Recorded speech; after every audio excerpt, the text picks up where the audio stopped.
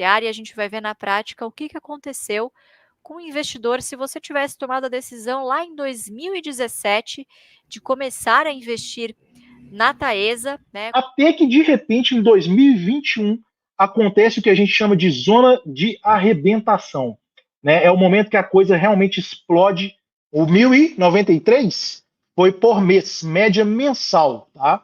Então, tudo ali é média mensal. Né? E o resultado está aí, esse que vocês estão vendo na tela. Né? Ao final, teria um patrimônio total acumulado de R$ 165 mil. Caramba, o seu break-even, ou seja, o seu investimento já está se pagando, vamos dizer assim, em apenas 5 anos, né?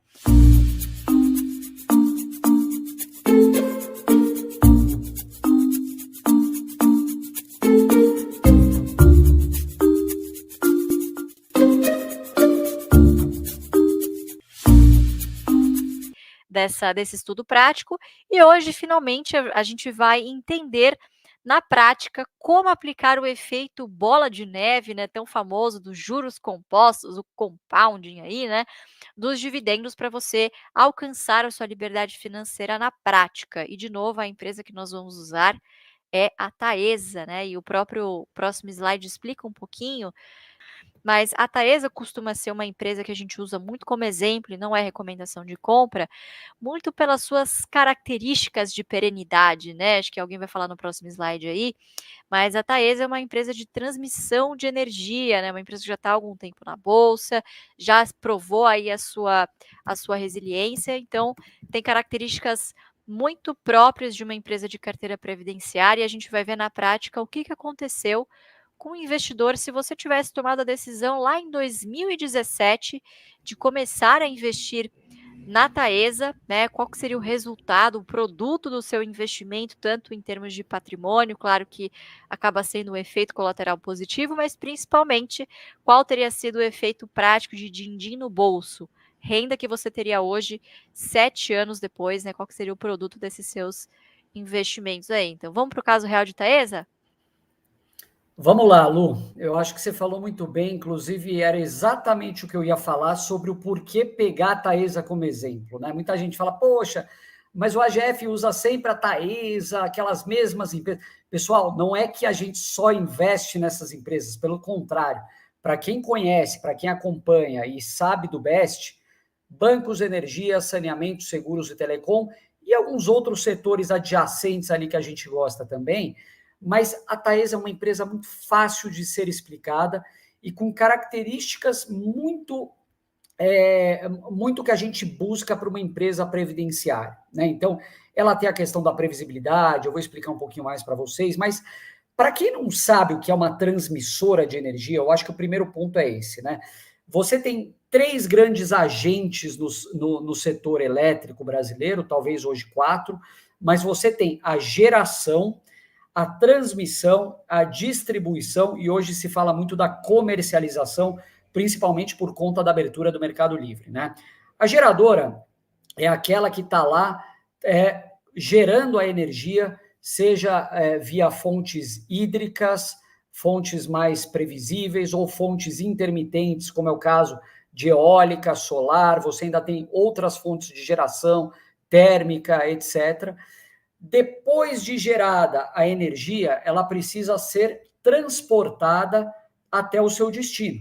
E é aí que entram as linhas de transmissão. Então, a linha de transmissão nada mais é do que a conexão entre o gerador e o distribuidor. Então, é ela que pega a energia gerada e vai levar até a subestação lá perto da nossa casa, onde o distribuidor vai passar a atuar e, com a capilaridade de rede dele, fazer chegar na nossa casa para a gente acender a luz. Então, a grosso modo, é basicamente isso.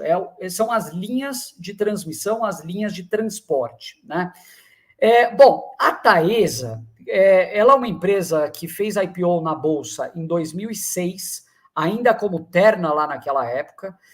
Depois ela acabou mudando a razão social, algumas mudanças societárias, e sendo a Taesa que é hoje que todos nós conhecemos, né? Hoje a Taesa, ela tem o co-controle, os donos, os controladores da Taesa são a CEMIG, com 37% de participação nas ordinárias, e a ISA, que é a empresa colombiana, que hoje, inclusive, é uma subsidiária da Ecopetrol, a Petrobras colombiana, que tem 26% da Taesa. Então, essas duas, CEMIG, que é a Elétrica de Minas Gerais, e a ISA, dividem o controle da Taesa. Bom, a Taesa, ela lucra, como vocês podem ver aqui no slide, e muito legal esse mapa do lado direito, que mostra as linhas de transmissão, com muito destaque para algumas em particular da Taesa. Ela lucra basicamente com a prestação desse serviço, ou seja, ela vai para um leilão, ela faz grosso modo, tá? Ela dá um lance, ela acaba recebendo aquela concessão, tendo esse direito concedido pelo poder público para ela explorar essa concessão, e a partir daí ela é obrigada a implementar, manter, né, e operar essa linha de transmissão. Então, a questão da disponibilidade na linha de transmissão é algo fundamental. Essa linha precisa estar disponível, porque se não tiver qualquer tipo de problema, a energia não chega na ponta, e daí a importância desse ator para o sistema energético nacional. E ela precisa, para ser uma empresa bem-sucedida, ter sucesso na execução da obra. Então, existem questões de licenciamento ambiental, questões fundiárias, questões de implementação dentro do prazo e do custo, que fazem com que uma transmissora de energia seja ou não bem-sucedida. Então, recapitulando, a questão da disponibilidade e da implementação dos projetos são cruciais para uma transmissora ter sucesso. A Taesa, obviamente, é uma empresa estado da arte no setor. Ela, inclusive, em muitos leilões, acaba nem participando de vários lotes, porque ela entende que não traz o nível de retorno exigido para ela.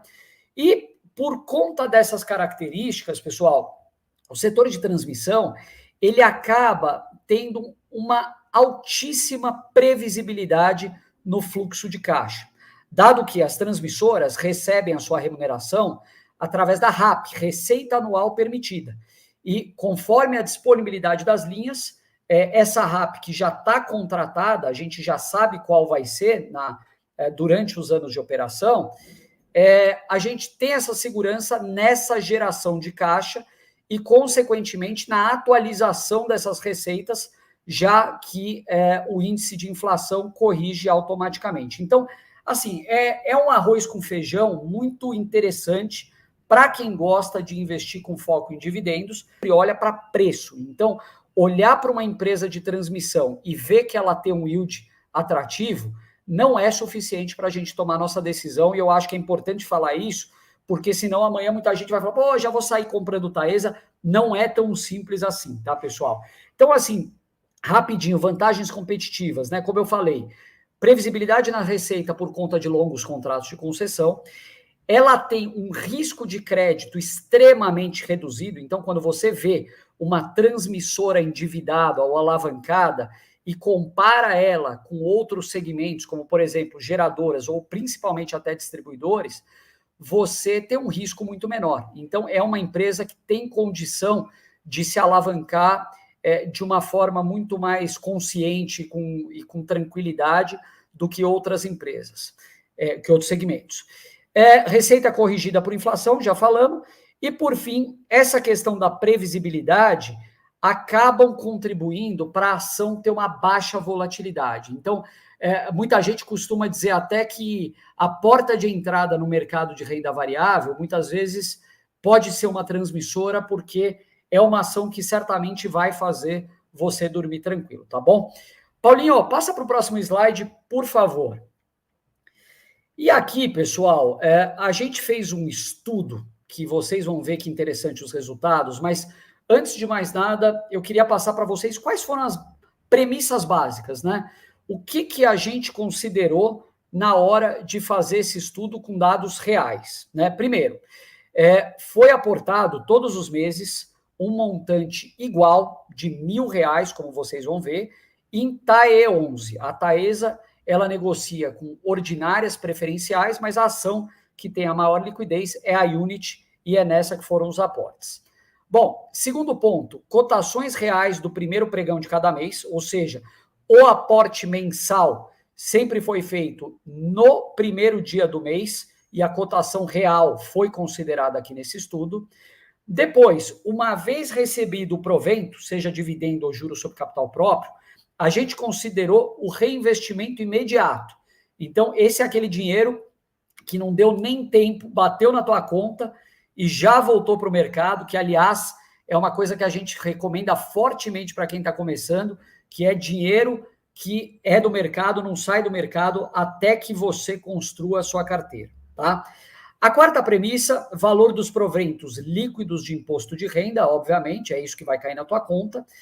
A gente assumiu, por fim, que a empresa estava abaixo do preço teto todos os meses, ou seja, a gente vai falar de preço teto lá na frente, vocês vão entender um pouco melhor, mas isso quer dizer que você tinha uma margem de segurança adequada para fazer o teu aporte. Você estava comprando uma ação num preço adequado. Pode não ser na mínima do ano, na mínima do mês, na mínima do trimestre, mas isso a gente também não acredita que é possível. Então, quando você sabe que uma ação está abaixo do preço teto e se sente confortável tendo recurso, é lá que você faz o teu aporte. E aqui, por fim, pessoal, a gente queria deixar muito claro que o foco aqui foi principalmente no acúmulo de ações e na renda, tá? É assim que você vai construir o seu pé de meia com ações, uma carteira previdenciária de qualidade.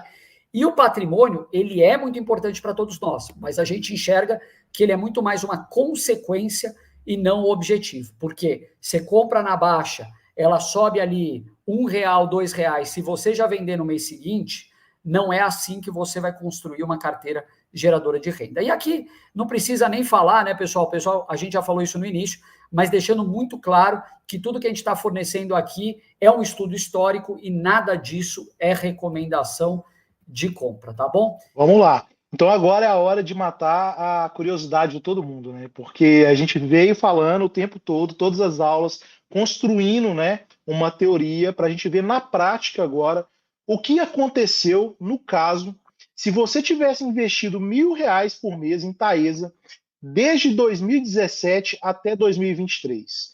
Então são aí 7 anos de investimento, né? E claro, pessoal, aqui é um exemplo, assim, com valores fixos. A gente sabe que a vida ela tem altos e baixos, então você pode aportar mais, menos. O ideal é você corrigir esses valores de aporte pela inflação também. Mas aqui, a título de exemplo, para vocês entenderem qual é o resultado final e o quão grandioso pode ser você dar o primeiro passo e começar, eu acho que esse exemplo aqui na prática, ele ilustra muito bem isso. Então, você observa que no primeiro ano de 2017, a gente teve ali R$1.000, né, investidos por mês, em média, sendo que eu recebi R$49 por mês de média.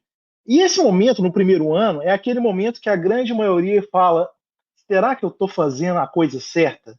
Né? E você fala com seu amigo do lado que você ganhou R$49 por mês, que não está dando nem para você pagar um jantar com a sua esposa, e o cara fala que está ganhando no Bitcoin e não sei o quê. E é aquele momento que a sua fé começa a ser testada. Né? E aí você acaba desistindo da estratégia, não dando tempo, que é uma das coisas mais importantes que a gente tem dentro da estratégia, é o tempo. A gente precisa ter uma perenidade de investimentos, uma disciplina de investimento. Só que se você consegue passar do primeiro ano, né, você passa para o segundo e você já recebe ali em 2018 uma média de R$231. Aí já cresce o olho, né, e as pessoas começam a achar interessante aquilo. Em 2019, a sua fé é testada de novo, porque você recebeu R$258 em média. Né, e você fala, será que vai? Eu vou começar a perder dinheiro, vai começar a cair. Aumentou muito pouco, meu amigo ganhou não sei quanto de rentabilidade, mas eu só estou com 258, mas você ficou lá firme e foi mais um ano. Já em 2020, né, em 2020 a gente ganhou aí praticamente, né, o dobro. Então a gente já mais do que o dobro. Então a gente foi para R$593 em média, até que de repente em 2021 acontece o que a gente chama de zona de arrebentação. Né? É o momento que a coisa realmente explode, demora para acontecer, mas quando ela vem de uma vez só. E nesse caso aqui ela levou 5 anos, aonde a pessoa recebeu R$1.093 por mês de média de dividendos. E olha que legal isso. Pela primeira vez no 5º ano, a pessoa recebeu mais de dividendos do que ela aportou por mês. E aí entra um momento que a gente chama de turbo, onde você consegue aumentar o seu aporte, é como se alguém tivesse pagando para você aportar. Então você coloca os seus R$ 1.000 e você coloca mais 1.093, né, que recebeu dividendos, vai dar um total de 2.093 por mês de investimento. Isso, pessoal, é o efeito dos juros compostos acontecendo o tempo todo, de uma forma que vai só aumentando esse dividendo junto com o seu aporte, até que você vai chegar lá na frente e não vai precisar mais aportar e vai simplesmente colher os frutos dos dividendos. Então, a partir desse momento aqui, você foi com seus dividendos crescendo, chegou em 2022 recebendo em média 1.395, em 2023 caiu um pouquinho para 1.199, porque a bolsa ou as empresas elas não crescem para sempre, indefinidamente. Né? A gente tem ciclos e a gente tem que acostumar que isso vai acontecer. Né? Assim como uma empresa que você conhece, que você já tem aí, que você é empresário, acontece esses ciclos. Então vão ter altos e baixos. Mas a gente vê que depois de 7 anos, né, a gente já está recebendo ali 1,19 vezes a mais, né, do que é o meu aporte de R$ 1.000 por mês que a gente foi colocando. Então, pessoal, isso aqui é disciplina e paciência. Disciplina e paciência. É isso que você tem que ter. Fala, Fabião. Desculpa te interromper. O Guilherme Caramela, ele está perguntando, mas o 1.093 foi por mês ou por ano? O 1.093 foi por mês, média mensal, tá? Então, tudo ali é média mensal. E chegou em 2022, foi o nosso pico de 1.395, a média mensal, e depois caiu um pouquinho em 2023. Né? Então, assim, com trabalho, com disciplina, a gente consegue chegar lá. E aqui, pessoal, tem um outro ponto interessante que a gente sempre gosta de falar. Bolsa de valores não te deixa rico, tá? O que vai te deixar rico é o seu trabalho.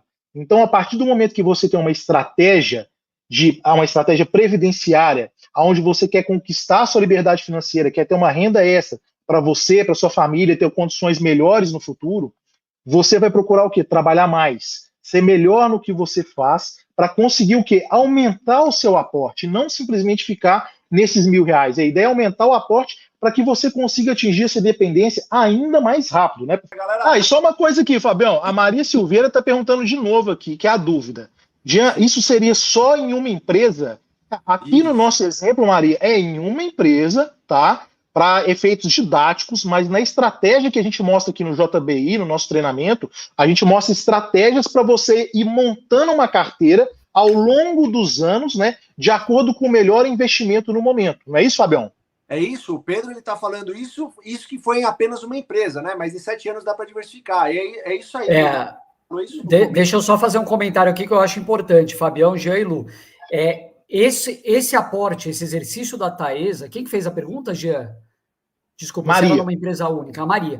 Maria, o que a gente está falando, e como o Jean bem disse, é para fins didáticos, tá? Mas, no fundo, esses R$ 1.000 de aportes mensais, eles não necessariamente iriam todo mês para a mesma empresa, ou seja, vamos supor que você identificou que a Taesa estava interessante para aportar por 4 meses consecutivos, você aportou esses 4 meses na Taesa, no 5º mês ela deixou de estar atrativa e uma outra ação se apresentou melhor do que a Taesa e você aportou nela. Ou seja, esse é o efeito que a gente sempre fala da diversificação como consequência.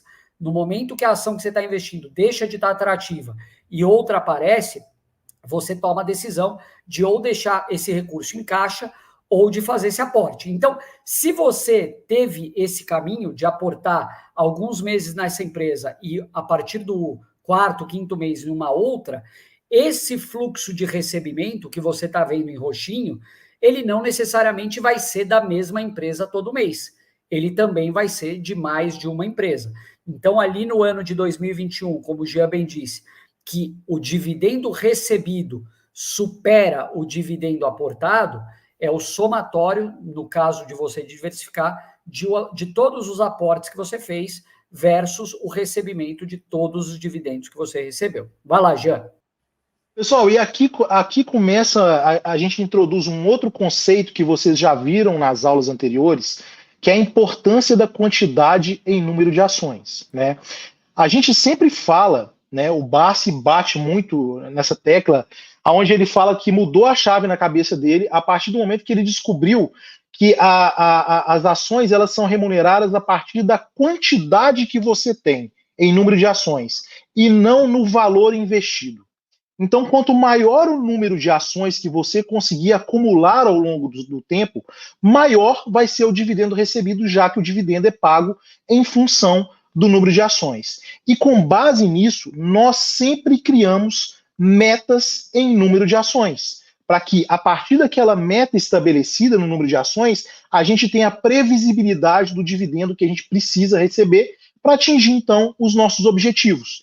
E aí, nesse caso aqui, ao longo dos 7 anos investidos, a gente começa com 565 ações, né, vai evoluindo nessa escadinha, até que a gente bate no final de 2023, em 7 anos, 4.537 ações. E, de novo, como que a gente conseguiu essas 4.537 ações? Se fosse só com uns R$1.000 de aporte todos os meses, provavelmente a gente teria aí menos da metade disso. Mas a partir do momento que a gente junta o aporte mais o reinvestimento dos dividendos, a gente consegue o quê? Aumentar consideravelmente esse número de ações. E, claro, uma boa empresa perene, né? Uma empresa que já está há muitos anos aí, que traz para a gente essa perenidade, previsibilidade, a gente vai ver o quê? A empresa crescendo. A empresa ela vai ter mais lucro, e se ela tem mais lucro e você tem um número maior de ações, né, o que vai acontecer? Você vai receber um maior número, um valor maior de dividendo no final desse período. E nesse período aí, a gente conseguiu um crescimento de 42% ao ano nessa quantidade de número de ações, né, com aquele dividendo médio mensal de 1.199 no final de 2023. Tá? E isso, claro, pessoal, diga, Filipão. Deixa eu te fazer uma pergunta, que você acabou de falar de dividendo mensal, né? E eu não queria te interromper, mas já interrompendo, me desculpa. O dividendo mensal, a Taesa não distribui dividendo mensal, né? É importante a gente dizer isso, que eu acho que tem muita gente fazendo essa confusão ali no chat, seria legal a gente explicar. É legal mesmo, Filipão. A gente vai mostrar aqui, pessoal, nos slides para frente, tá? Qual que é a frequência de distribuição de dividendos da Taesa em específico. Mas a gente tem empresa que distribui 2 vezes, né, 3 vezes, 6 vezes, 7 vezes, o caso do Banco do Brasil. Então, assim, nós procuramos normalmente empresas que distribuem pelo menos 2 vezes ao ano. E claro, você recebe uma pancada de uma vez só, que a gente faz uma média, né, anual do somatório das distribuições da empresa ao longo do ano. Se não me engano, é no próximo slide. Vai lá, Lu, com você. Isso. E o que eu acho que é bem interessante, né, da gente acompanhar com mais afinco a nossa meta em quantidade de ações, são basicamente 2 resultados práticos na nossa eficiência como investidores. O primeiro é que, se você vai usar o mesmo valor de aporte todos os meses, você vai torcer para as cotações das suas empresas, mantendo o fundamento claro, né, de qualidade, mas você vai torcer para o preço cair. Então é por isso que a gente sempre fala muito da estratégia do jacaré, né, e o quanto você tem que ter convicção de, nesses momentos de grande oportunidade, você ir lá e abocanhar, né, muito do que aconteceu, por exemplo, em 2020, né, com tudo aquilo acontecendo, mas Taesa foi uma das empresas que também deu oportunidade naquela época, muito por conta da incerteza, mas tendo convicção aí da qualidade do ativo e tendo como foco a sua quantidade de ações, né, a sua meta, obviamente você fica mais instigado e muito mais inclinado a manter a disciplina dos seus aportes, a constância dos seus aportes mês após mês. E segundo resultado de você focar em meta em quantidade de ações, é porque você sempre vai ver a evolução do seu portfólio, mesmo com o sobe e desce das ações. Então, você vê só, né, de um ano para o outro, né, 42% em média ao ano de aumento na sua quantidade de ações, não tem como você sair perdendo, né, você está sempre evoluindo, sempre avançando, em prol, obviamente, de uma renda pujante lá no futuro, né. E o resultado está aí, esse que vocês estão vendo na tela, né. Ao final desses 7 anos de investimento consecutivo, com muita disciplina, com muita paciência, com muita prioridade, né, a gente está falando aqui que é simples, mas ninguém disse que seria fácil, né. Então, ao final desses 7 anos, o investidor que resolveu investir lá atrás em Taesa e aportou todos os meses, ao final de 7 anos, teria um patrimônio total acumulado de R$ 165 mil. Sendo que quando a gente destrincha esse patrimônio total conquistado em bolsa, 50,8% foram frutos dos aportes, ou seja, aqueles R$ 1.000 que você tirou religiosamente ali do seu salário, né, do fruto do seu trabalho, e que você aportou ali nesse estudo teórico aqui na Taesa. Então, R$ 84 mil vieram do seu bolso. Outros 33% foram os dividendos recebidos, ou seja, a somatória de todos os dividendos que você recebeu ano após ano e que você recolocou, que você reinvestiu na bolsa. Então vejam só a importância de você passar por aqueles 3 primeiros anos mais difíceis, vamos dizer assim, né? Para a gente valorizar aqueles R$ 49 mensais que muitas vezes a gente acaba não valorizando, né? Acaba, pô, R$ 49, muito pouco, mas vejam só como de grão em grão a galinha, o jacaré enche o papo. Então, desses 165 mil, 54.700 e uns quebrados foram fruto dos dividendos, ou seja, do cashback, né, vamos dizer assim, que as empresas distribuíram como parte de distribuição dos lucros para os seus sócios, que são justamente os dividendos. E o restante, que são esses 16% aí que sobraram, é justamente de variação de mercado, ou seja, 26.451 mil reais, tá? Somando todos esses recortes, nós temos aí o patrimônio total de 165 mil, né? Corroborando com aquilo que a gente tem dito para vocês. Os aportes, a constância dos aportes são muito importantes, obviamente, mas você tem um componente muito substancial aí nessa equação, que são os dividendos recebidos, né? Então você tem aí praticamente metade do esforço foi você que fez, outra metade veio tanto de dividendo quanto de variação total, variação de mercado. Essa segunda metade aqui que a gente está vendo, dos 33% mais os 16%, formam o que a gente chama de retorno total ao acionista. E vejam como o dividendo foi parcela importante dessa rentabilidade. E a gente está falando aqui de um longo prazo, não tão longo assim. A gente vê pessoas, poxa, desesperadas, achando que não dá mais tempo. Caramba, o seu break-even, ou seja, o seu investimento já está se pagando, vamos dizer assim, em apenas 5 anos, né? E com 7 está comprovada aí a eficácia do método, mostrando que, poxa, dá para ter uma boa evolução de patrimônio, ou também uma boa evolução de média de dividendo, renda equivalente mensal aí por mês, né, Fê? Lu, Oi? deixa eu fazer uma pergunta rápida, Fabião. Aqui, basicamente, nesse slide, o que você está falando é que você dobrou o seu capital em 7 anos, né? Você aportou 84 e hoje tem um patrimônio de 165. O que você faz nessa hora? Você vende? Eu acho que pode ser a dúvida de muita gente. Dobrou, está satisfeito, vai embora, é isso? Ô Fê, e acho que a gente vai ver isso no próximo slide, mas uma coisa que, imagina só, né, se o Barça tivesse se dado por satisfeito com um ganho de 10, 20, 50% lá atrás na Unipar, né? Ele nunca teria visto os 1.000%. Então, de novo, né, acho que esse foco em quantidade de ações e você vê o produto dos seus investimentos gerando bons frutos, né? Seria o equivalente a você colocar no banco o seu jogador que está marcando mais gol. Não faz sentido, né?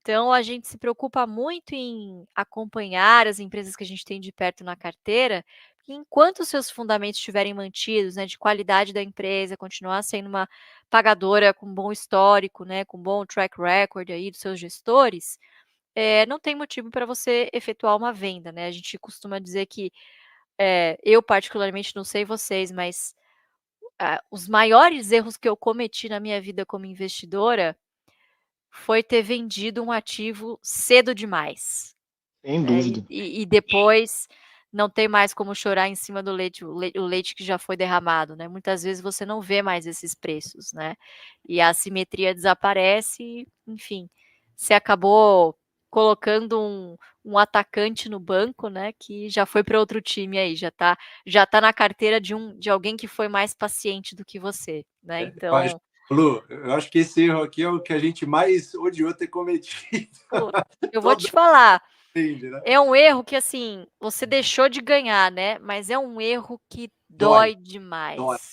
Ô, Lu, Todo mundo tem o seu exemplo aqui, né?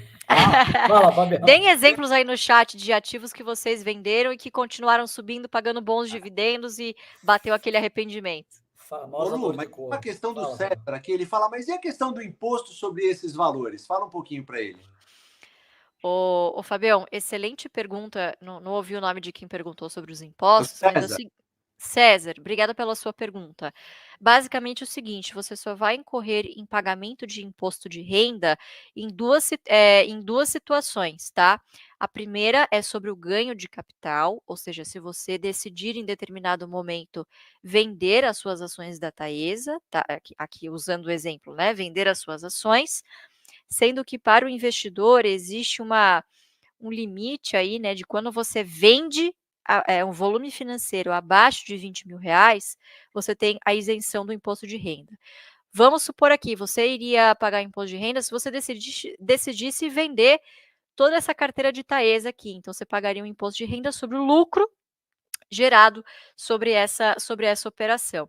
E a segunda ocorrência de dividendos aqui, incorrência de dividendos, é se houver o pagamento de um provento chamado juros sobre capital próprio, que a gente falou um pouquinho também nas aulas anteriores, que é um provento cujo imposto de renda é de 15%, são de 15% nos dois casos, né, se não for day trade, mas o juro sobre capital próprio, ele incide imposto de renda na fonte.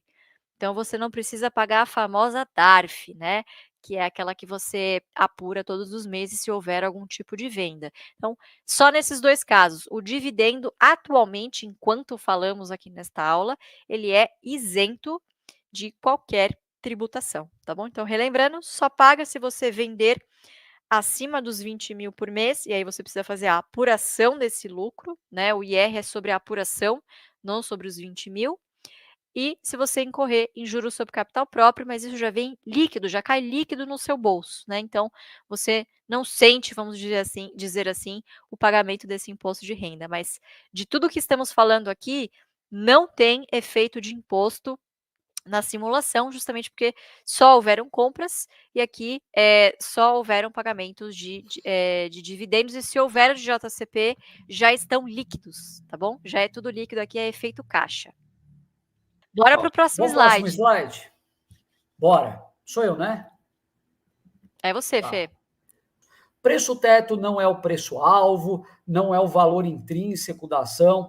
Ele simplesmente é um balizador para você garantir esse fluxo adequado de dividendo e não tá pagando muito caro por isso, né? Então, para ficar um pouquinho mais claro, você pega o exemplo da Taesa, TAE11, a gente pegou o exemplo da cotação aqui da semana passada, R$ 35,70 o preço da Unity. Essa ação, essa empresa, ela distribuiu R$ 3,17 na média ao ano, desde 2017. Então, nesses últimos 6, 7 anos, ela pagou R$ 3,17 ao ano na média.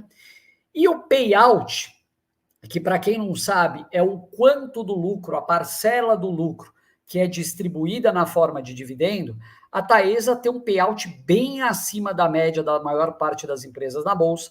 Ela distribui quase 80% do seu resultado. Então, a empresa lucrou 1 bi. 700 milhões vai para os acionistas na forma de dividendos, ou melhor, 800 milhões, né, 80%, e 200 milhões ela reinveste no seu negócio. Existem muitas empresas na Bolsa que têm um payout muito pequenininho, geralmente empresas que têm uma necessidade de reinvestimento muito grande, empresas que estão em setores, às vezes, que você não tem uma previsibilidade muito grande, então ela precisa reter um pouco mais em caixa para navegar alguns períodos maiores de incerteza, e tem simplesmente aqueles controladores que não gostam de distribuir, né, pessoal? Vamos falar a verdade. Então, a Taesa, ela tem essa generosidade, e porque o negócio dela permite, tá? Não é uma benevolência, o negócio dela permite isso, ela consegue crescer ao mesmo tempo distribuindo quase 80% do seu resultado. Bom, a Taesa, ela anuncia dividendos 5 vezes ao ano, tipicamente. Isso pode mudar um pouquinho para mais, um pouquinho para menos, mas isso é o que a gente vem observando. Essa é, inclusive, uma informação que, para quem é assinante da nossa plataforma, o AGF+, você tem ela dinâmica lá, à medida que vai mudando essa característica, a gente vai atualizando. Então, como você pode ver, 5 vezes ao ano de anúncio na Taesa. Abril, maio, agosto, novembro e dezembro. E, tipicamente, cada um desses anúncios tem um pagamento associado. Então, ela distribui mais ou menos nessa mesma periodicidade.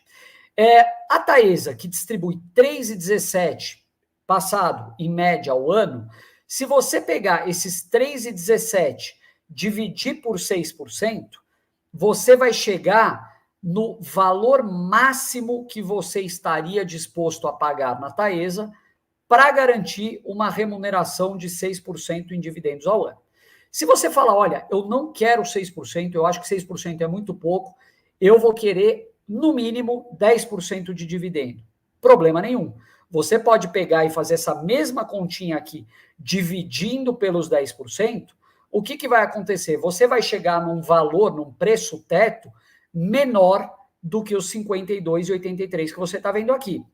Ou seja, eu tô pegando e fiz aqui como exemplo, você vai chegar em R$ 31,70, que seria o máximo que você estaria disposto a pagar para garantir os 10%.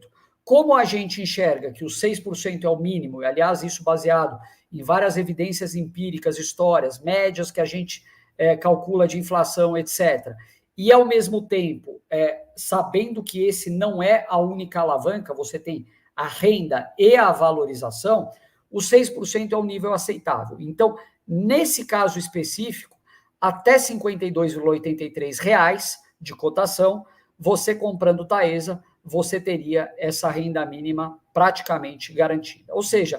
Fala pessoal, hoje vou mostrar um pouquinho para vocês do AGF+, a nossa plataforma aqui do Ações Garantem. Bom, o primeiro passo, depois que você assinou o AGF+, é acessar a plataforma, cadastrar sua carteira via B3, você importa automaticamente. Assim que você fizer isso, você pode baixar o aplicativo e essa vai ser a sua tela de home. Logo na parte inferior, vocês já encontram o aportador, que é uma ferramenta desenvolvida pelo Ações Garantem para mostrar, dentro da sua carteira, quais são as ações elegíveis para aporte no momento, baseado em proximidade do anúncio de dividendos, yield e também preço teto. Seguindo, vocês têm o resumo da agenda de vocês, tá bom? Baseado de novo na sua carteira. E por fim, o MDI, que é o mapa do dividendo inteligente, que vai mostrar na sua carteira quais ações estão prestes a anunciar dividendo. Baita ferramenta, né?